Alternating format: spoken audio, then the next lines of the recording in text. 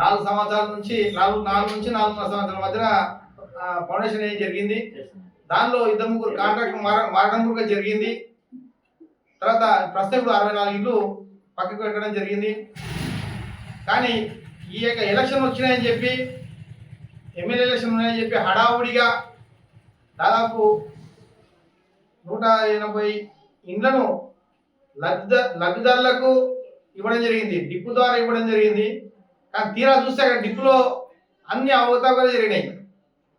మేమైతే డిప్పుకి వెళ్ళలేదు, కానీ డిప్పు తీసినాం అంతా మరి లోకల్ మున్సిపాలిటీ పాలకవర్గానికి సంబంధించిన నాయకుల బంధువులకు మాత్రమే డబుల్ బెడ్రూమ్ ఇండ్లు రావడం జరిగింది అక్కడ. కానీ ఇప్పుడు చూస్తే లబ్ధిదారులు అక్కడ ఇప్పుడు 180 మంది దాదాపు ఇచ్చిన లబ్ధిదారులు వాళ్ళని పోయి అడిగితే బండలు వాళ్ళే వేసుకుంటున్నారు, తలుపులు వాళ్ళే ఫిట్ చేసుకుంటున్నారు, కరెంటు వైర్ వాళ్ళే ఫిట్ చేసుకుంటున్నారు. ఇప్పటికే అదే జరుగుతుంది. మేము నిన్న సందర్శించడం జరిగింది. కానీ సార్ నిన్న ఈ గుమ్మడము పాతపల్లి పోయే బదులు పెబ్బేరు డబుల్ బెడ్రూమ్లు సందర్శన చేసిందే అక్కడ ఉన్న లబ్ధిదారులు సార్ను ఏ విధంగా ప్రశ్నల వర్షం గుర్తించి వాళ్ళ సమస్యలు సార్ విన్నవిస్తుంది. కానీ ఇప్పటికైనా మా కాంగ్రెస్ పార్టీ ప్రభుత్వంలో గుమ్మడం కానీ పాతపల్లి కానీ పెబ్బేర్ మండలంలో ఈ 280 గల లబ్ధిదారులకు వాళ్ళకున్న సమస్యలు త్వరలోనే మా ఎమ్మెల్యే గారిని దొరికిపోయి అక్కడ సమస్యలు ఏమున్నా మా సార్ దృష్టి తీసుకుపోయి అన్ని పూర్తి చేస్తామని చెప్పి ఈ యొక్క విషయాన్ని మేము పెద్దలకు చెప్పడం జరుగుతుంది. గతంలో మీరు నిర్లక్ష్యం వహించి అలా లబ్ధిదారికి మన కాంట్రాక్టర్కు బిల్లులు చెల్లించగానే ఆగిపోయినాయి. కానీ లేకపోతే అంత మన సచివాలయం దాదాపు సంవత్సరంలో కట్టిన సచివాలయం అంత పెద్ద బిల్డింగ్లో కట్టిన మనది తెలంగాణ రాష్ట్రము ప్రభుత్వం. కానీ ఎందుకు డబుల్ బెడ్రూమ్ ఇంత ఆలస్యం 3-4 సంవత్సరాలు సమయం వచ్చిందో అది మీకే తెలియాలి. కానీ ఇప్పుడు కాంగ్రెస్ పార్టీ పైన నిందలు వేయడం ఇది సబబు కాదని చెప్పి సార్ గారికి మేము చెప్పడం జరుగుతుంది.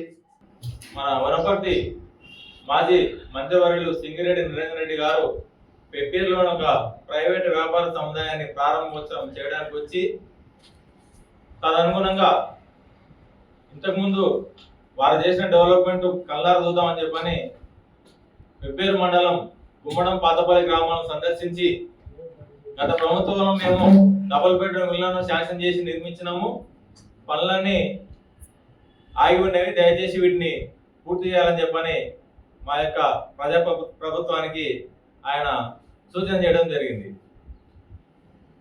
ఇది కాంగ్రెస్ ప్రభుత్వం ఇప్పుడు ప్రజాపాలన ప్రభుత్వం. ఖచ్చితంగా ప్రజల సమస్యలు మేము తీరుస్తాము, అలాంటివి మీరు మాకు చెప్పే అవసరం లేదని చెప్పని మీకు సవినయంగా మేము విన్నవిస్తున్నాము. ఎందుకంటే మీకు పెబ్బేరు అంటేనే అతి ప్రేమ. వనపర్తి జిల్లాలో పెబ్బేరు మీద మీకు చాలా ప్రేమ ఉంది, ప్రజలందరికీ తెలుసు. రెవెన్యూ డివిజన్ కూడా మీరు సాధన చేయలేకపోయారు, తిప్పలేకపోయారు. అదేవిధంగా శోభయమానంగా వెలుగుతున్నటువంటి ఆర్టీఓ ఆఫీసును అడ్డగోలుగా వనపర్తి తీసుకుపోతే ఇప్పుడు వారాంతపు సంతలాగా సోమవారం గురువారం అని చెప్పని ఆ యొక్క ఆర్టీఓ ఆఫీసులో ప్రజలు సేవలు పొందుతున్నారు. మిగతా రోజులు అక్కడ పోతే పనులు జరగవు. కోట్ల రూపాయలు పెట్టి వెచ్చించి అక్కడ బిల్డింగ్ ఉన్నా కూడా నిరుపయోగంగా పడిన దాఖలాలు ఇప్పుడు ఏర్పడినవి. వనపర్తిలో మీరు కసితో అక్కడ ఒక ప్రైవేట్ బిల్డింగ్ లో మీరు ఆర్టీఓ ఆఫీసును ఏర్పాటు చేసుకున్నారు. ఇది మీది యొక్క చిత్తశుద్ధి. తర్వాత మీరు అనవసరంగా మీరు ఏదో చేద్దామని చెప్పని వనపర్తి రోడ్డు మొత్తము విస్తరణ చేసి అడ్డగోలుగా రోడ్డును వదిలేసి పారిపోయింది. సంవత్సరం టైంలో మీరు ఏం చేయరని చెప్పి తెలిసి కూడా అనవసరంగా లబ్ధిదారులను ఆ యొక్క రోడ్డు ఇరువైపులో ఉన్న ప్రజలను భయప్రాంతాలకు గురి చేసి దౌర్జన్యంగా జేసీబీలు ప్రక్రియలు పెట్టి నిర్వాసితులను చేసి ఏం పట్టించుకోకుండా ఇప్పుడు దిక్కుతోచిన స్థితిలో వాళ్ళని పారేసిపోయారు. ఇది మీ యొక్క చిత్తశుద్ధి. అదేవిధంగా సంత విషయానికి వస్తే మొత్తం 30 ఎకరాల 19 గుంటల ఓవాసిని పూజాలకు ఇప్పించిండ్రు. మళ్ళీ వాళ్ళ దగ్గర నుంచి మేము 12 ఎకరాల 28 గుంటలు ఈ యొక్క టీఆర్ఎస్ ప్రభుత్వం ఇప్పించిందని చెప్పని ప్రగల్భాలు పలుకొని మీరు పాలాభిషేకాలు కులాభిషేకాలు చేయించుకుంటారు. కానీ మీ యొక్క ఇంటర్నల్ గా వాళ్ళకి ఇవ్వాల్సిన 12 ఎకరాల 28 గుంటల భూమి ఇవ్వలేకపోయారు. ఎప్పుడు వాళ్ళు గత సంవత్సరం మార్చిలో ఇచ్చిన భూమి, మనం మార్చిలో భూమి ఇప్పిస్తే డిసెంబర్ వరకు మీరు ఎందుకు ఇప్పించలేకపోయిన వాళ్ళ భూమి, మీ చిత్తశుద్ధి ఎక్కడ పోయిందని చెప్పని మేము ఈరోజు ఈ సభాముఖంగా ప్రశ్నిస్తాం. ఇలాంటి మీరు మా యొక్క పెబ్బేరు పైన చాలా చక్కటి ప్రేమ ప్రదర్శించి మమ్మల్ని ఏ విధంగా ఇబ్బంది పెట్టిందో మండల ప్రజలు మొత్తానికి తెలుసు. మాజీ వ్యవసాయ శాఖ మంత్రివర్యులు సింగిరెడ్డి నిరంజన్ రెడ్డి గారు పాలపల్లి గ్రామం ఎస్సీ డబుల్ బెడ్రూమ్ ఇళ్లను సందర్శించడం జరిగింది. అయితే మా గ్రామానికి 50 ఇండ్లు 26/2021 నాడు 50 డబుల్ బెడ్రూమ్ ఇండ్లు మంజూరు చేయడం జరిగింది గత ప్రభుత్వంలో. అయితే అటు ఇళ్లను పూర్తిగా మా ఎస్సీలు చెరువుకు దగ్గరగా ఉండబట్టి క్రిమి విష పురుగులు అన్నీ ఇదైతే అన్నట్టు మొత్తం గ్రామస్తులు అందరం అనుకుని 50 ఇళ్లను మా ఎస్సీలకే అందరం ఇదిగా ఏకగ్రీవంగా తీర్మానం చేసి అందరం వాళ్ళకే కేటాయించడం జరిగింది.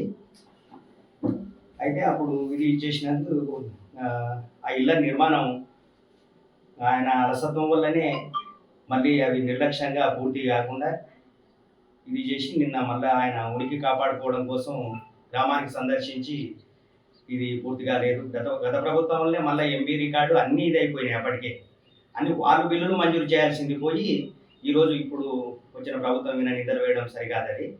అయితే గుమ్మడం కానీ ఇక్కడ పెబ్బేర్లో కానీ డబుల్ బెడ్రూమ్ ఇండ్లను వాళ్ళ లబ్ధిదారులకు ప్లాట్ పట్టా సర్టిఫికెట్లు ఇండ్లు పూర్తయి కూడా వాళ్ళ లబ్ధిదారులకు అలాట్ చేస్తూ కూడా అందరికీ పాతపల్లి గ్రామంలో ఓన్లీ ఆయన నిర్లక్ష్యం వల్లనే అక్కడ ఒక బీసీ సర్పంచ్ ఇది ఉండడని, ఆయన నిర్లక్ష్యం వల్ల ఇది చేసి జనరల్ సీట్లో గెలిచిండని ఆయన నిర్లక్ష్యం వల్ల ఇది చేసి మళ్ళా డెవలప్మెంట్కి అన్ని అడ్డుకొని మళ్ళీ ఆయననే ఇది వచ్చి ఇది చేస్తాం చాలా ఆశాస్పదంగా కనపడుతుంది. అది మాత్రం చిన్న చూపు చూసి ఒక ఇదిగా చేసిండు ఆయన.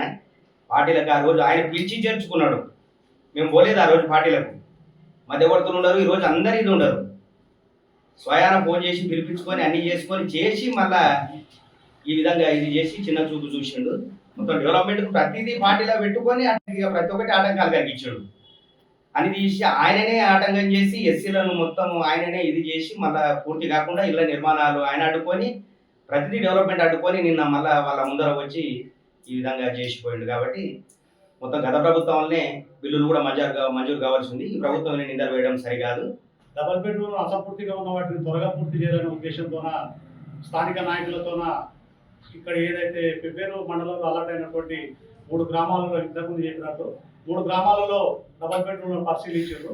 అందులో భాగంగా సోదరులు ఇప్పుడు రవీంద్ర గారు పాతపల్లి గ్రామ గతంలో సర్పంచ్గా తాజా మాజీ సర్పంచ్ చేశారు.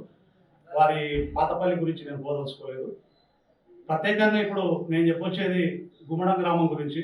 ఎందుకంటే గుమ్మడం నాయకులు కొంత అందుబాటులో లేకపోవడం, మరి ముఖ్యంగా గుమ్మడానికి కేటాయించినటువంటి 100 డబుల్ బెడ్రూమ్లు ఏదైతే ఉన్నావో అవి మా బడుగు బలైన వర్గాలకు చెందినటువంటి ఎస్సీ సామాజిక వర్గానికి ఒక 95, అదేవిధంగా ఎస్టీ సామాజిక వర్గానికి ఒక 5 చొప్పున మొత్తం 100 అలాట్ చేసింది. ఎప్పుడు అలాట్ చేసింది అవి అంటే 21వ సంవత్సరం 2021 6 నెలల వేసిండు. ఇది ఫౌండేషన్ లేక్ స్టోన్ కూడా మీకు కావాలంటే కూడా మళ్ళీ నేను మీకు ఆల్రెడీ ప్రెస్లు ఇస్తాను మీకు ప్రత్యేకంగా. అంటే ఇక్కడ ఏం జరుగుతుందంటే కేవలం బడుగు బలహీన వర్గాలను కేవలం ఓటు బ్యాంక్ మా సామాజిక వర్గం 14% ఉన్నటువంటి 100లో మా రిజర్వేషన్ 14%. 14% ఓటు రిజర్వేషన్లో భాగంగా కేవలం ఓట్ల కోసమే గత ప్రభుత్వం వాడుతున్నది.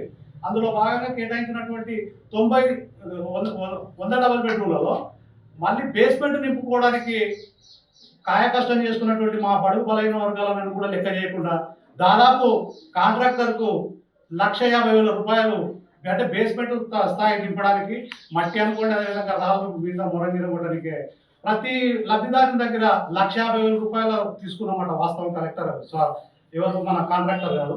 కాబట్టి దాన్ని గౌరవ వ్యవసాయ శాఖ మంత్రిగా ఉండి మీరు ప్రోత్సహించినట్లు మాకైతే అర్థమైతలేదు. కానీ కేవలం మీరు వివక్ష చూపినట్లుగా మళ్ళా వీటిని కేవలం ఇట్లా చూస్తుండని శిలాఫలకాలకే పరిమితమైనవి, కానీ అవి ఏడేసిన పొంగడి ఆనే ఉంది. ఇప్పుడు మీరు అంటున్నారు ప్రభుత్వం చేంజ్ చేయాలని చెప్పేసి. మీకు తెలియదా డిసెంబర్ 3వ తారీఖు నాడే ప్రభుత్వం కొత్త గవర్నమెంట్ ఫామ్ అయింది. అప్పటి నుంచి ఇప్పటి వరకు పట్టుమని 6 నెలలు కాలేదు. ఇందులో లోకల్ బాడీ ఎలక్షన్లని మన మామనార్ ఉమ్మడి మామనార్కు ఎలక్షన్ కూడా వచ్చింది, తర్వాత ఎంపీ ఎలక్షన్ కూడా వచ్చింది. అన్ని వచ్చిన తరుణంలో కొంత అభివృద్ధి అడ్డంకం జరిగి ఉండొచ్చు. అంటే 2021లో ఇప్పుడు ఇందాక చూపించిన కదా మీకు 2021లో వేసినటువంటి ఆ శిలాఫలకం దాదాపు 2024 సంవత్సరం కూడా మా మధ్యలో వరకు వచ్చింది. అంటే మీరు కేవలం ప్రొసీడింగ్లకు అదేవిధంగా శిలాఫలకాలకు మాత్రమే పరిమితమైనది తప్ప మీ ప్రభుత్వం ఎలాంటి అభివృద్ధి చేయకపోను, మళ్ళీ ఇప్పుడు కాస్తో కూస్తో బడుగు అంటే సబ్బండ వర్గాలకు అండగా ఉన్నటువంటి యొక్క కాంగ్రెస్ పార్టీ నాయకులను అదేవిధంగా గౌరవ ఎమ్మెల్యేలను మరియు మంత్రులను అందరినీ దుమ్మెత్తి పోసే విధంగా మీరు మాట్లాడడం మీ స్థాయికి తగదు. ఎందుకంటే మీ గురించి మాట్లాడే స్థాయి నాకు కాదు, నేను చాలా చిన్నవాడిని. ఎందుకంటే కొంత ఆవేదనతోనే మాట్లాడాల్సి వస్తుంది. గుమ్మడాలకు కేటాయించింది కేవలం ఎస్సీ ఎస్టీలకే, అందులో కూడా మీరు 1,50,000 రూపాయలు కాంట్రాక్ట్కి ఇప్పించిన మాట వాస్తవమే. సరే మీరు ఇప్పించిందా లేకపోతే అధికారులు ఇప్పించిందా అది వేరే విషయం, కానీ ప్రతి లబ్ధిదారుని ఇప్పుడు పోయి అడిగితే 1,50,000 రూపాయలు వాళ్ళు కాంట్రాక్ట్కి ఇచ్చిన ఉన్నాయని చెప్తున్నారు వాళ్ళు. అంటే ఇంత నిమ్మకు నీరెత్తినట్టు ఎస్సీలు అంటే పట్టించుకోకపోను, మళ్ళీ మీరు పైగా గవర్నమెంట్ మీద బురదలడం పద్ధతి కాదు. మాజీ మంత్రి వర్యులు ఇక నుంచి అయినా కూడా తమరు ఏదైనా ఉంటే సలహాలు సూచనలు ఉంటే ప్రభుత్వానికి ఏంటి, ఎందుకంటే మీరు చాలా ఉన్నత విద్యావంతులు, అదేవిధంగా గౌరవ శాసనసభ్యులుగా కూడా చేసింది కాబట్టి మీరు మీ యొక్క సలహాలు సూచనలు ఏమన్నా ఇవ్వండి. కానీ ఇలా అంటే ఈ స్థాయికి ఎస్సీ ఎస్టీల విషయంలోకి వచ్చేటాలకల్లా మీరు ఇట్లా కుల వివక్షను చూపినట్లా, లేకపోతే అంటే అక్కడికే వెళ్ళి అంటే ఎస్సీలు కాబట్టి మేము డెవలప్ చేయమన్నట్లే ఉంది మీరు అనుకోవడం. ఆశాస్పదంగా ఉంది, మీరు చూసుకునే ఆశాస్పదంగా ఉంటుంది. మీరు మా లబ్ధిదారులు ఇచ్చినటువంటి 1,50,000 రూపాయలతోనే అక్కడ జరిగిన కన్స్ట్రక్షన్ అయిపోయిందని మేము అనుకుంటున్నాం. ఇంకా ఆడికి మిగిలిపోయింది. కాబట్టి ఎట్టి పరిస్థితుల్లోనూ ఇంకా పునరావృతం కావద్దని దయచేసి ఈ యొక్క సభా వేదిక పత్రికా ముఖం కోరుకుంటున్నాం సార్.